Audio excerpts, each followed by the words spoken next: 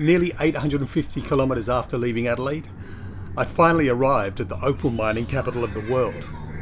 It was maybe a little bit of an anticlimax. However, it did have an Italian club. Yeah, g'day. I've arrived at the Cooper Pedy, that is. God, it said 5.5 hours to get here from Port Augusta, and it took more like 10. Anyway, lots of mounds of dirt, really. Dirt everywhere. Another free campsite with lots of people. So feeling safe. And more dirt and mounds. Yippee-i-yo. And I'm definitely not going to cook tonight after 10 hours of frickin' driving. Of course, Coober Pedy was renowned for its below-ground dwellings. I just hadn't expected the first underground room I'd be entering to be the dunny. But you know, when nature calls. I knew that a lot of films set in either dystopian futures or desolate planets had been made in and around Coober Pedy, and now I understood why. Beauty, aesthetics were not of primary concern here, unless a gentrified rubbish tip was the look they were going for. Which kind of made sense from a marketing point of view. I mean, if you can't hide your faults, emphasize them, right? The original big winch was built by Klaus Wieries in the early 1970s, but was blown over by a cyclone. Today, however, the Big Winch 360 is a multifaceted enterprise. It's a gift store, packed with lots of merch for tourists, and a cafe-restaurant for the road-weary diner. And perched up on a hill, it provides panoramic views of the unique and quirky township that is Cooper Pedy. The one thing that it offers that is truly unique is that it's home to Australia's first permanent 360-degree circle vision cinema. Walking back to my camper van down the eerily lit streets left me a little anxious. It was like walking onto a Tim Burton set. Creepy. I half expected a band of axe-wielding goonies to come lurching at me out of the shadows. Wow, it's really foggy here this morning.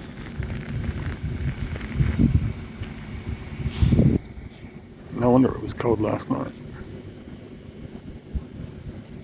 I couldn't see much, but I distinctly heard the sound of water trickling around me. It turned out to be water droplets forming and making their way down the branches of the surrounding eucalypt trees.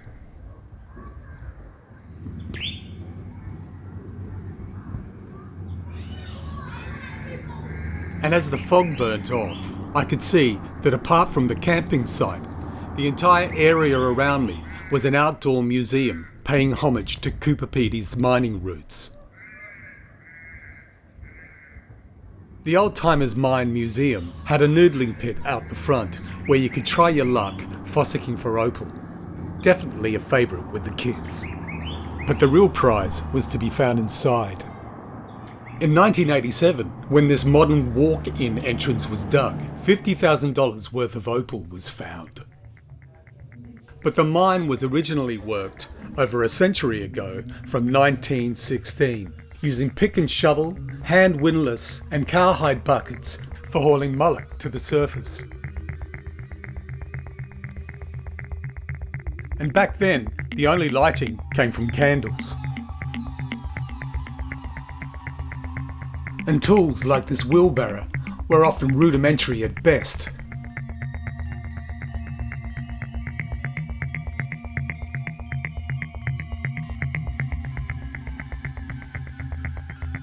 These footholes dug into the soft vertical sandstone walls of the shafts provided the miners access in and out of the mines. The sandstone that these mines are carved from was formed over millions of years by immense pressure, and it's evidence that arid Central Australia was once an ancient seabed. The rock is both soft to work with but stable, so that tunnel collapses are not a frequent occurrence if you're a miner mining for opal in Cooper Pedy. In fact, you're more likely to die above ground from either heat exhaustion or from falling down one of the many abandoned and unmarked open mine shafts around the area.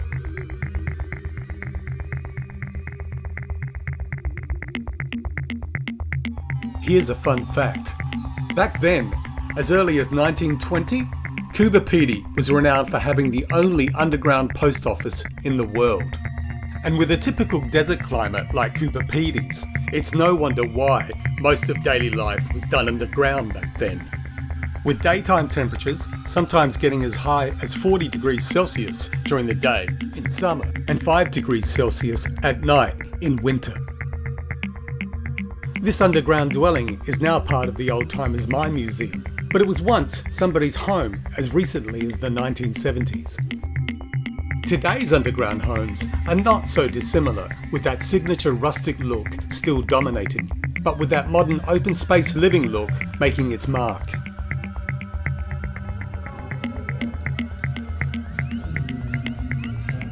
Along with his family, Nico here runs the museum. And here in the gift shop is where you can buy opal jewellery, Aboriginal art and souvenirs to take home with you. Tickets to the self-guided tour of both the mine and the museum are also purchased here. And apart from the mine and gift shop, there's what I would call the museum proper, where you will find a mishmash collection of everything that is historic or vintage Cooper Pedy. There are old dentist chairs and film projectors, miners' tools, jewellers' tools. There are sculptures carved from the sandstone walls. And in jars and cabinets lining each room, there appears to be specimens of every type of opal ever unearthed. And most of the installations have some kind of write-up about them.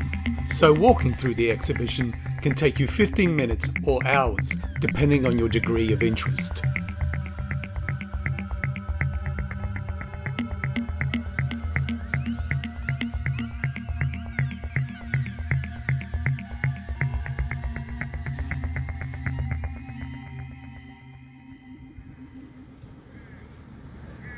I'd arrived in Cooper Pedy at about 6 the previous evening, a mere 18 hours beforehand. But after dinner, a good night's sleep and a slow to rise morning, there wasn't really a whole bunch of time left to do much of anything else. So after idling in the camper van for a few minutes, tossing up on whether to stop and have a look in at Tom's working opal mine, I realised it was almost 12:30. And I had about 5.5 hours of daylight left to travel the 487 kilometres to my next destination, the town of Garn, smack bang in the middle of Australia. This is the reason the town's here. All those molehills. Great big dirty molehills. Ta-da!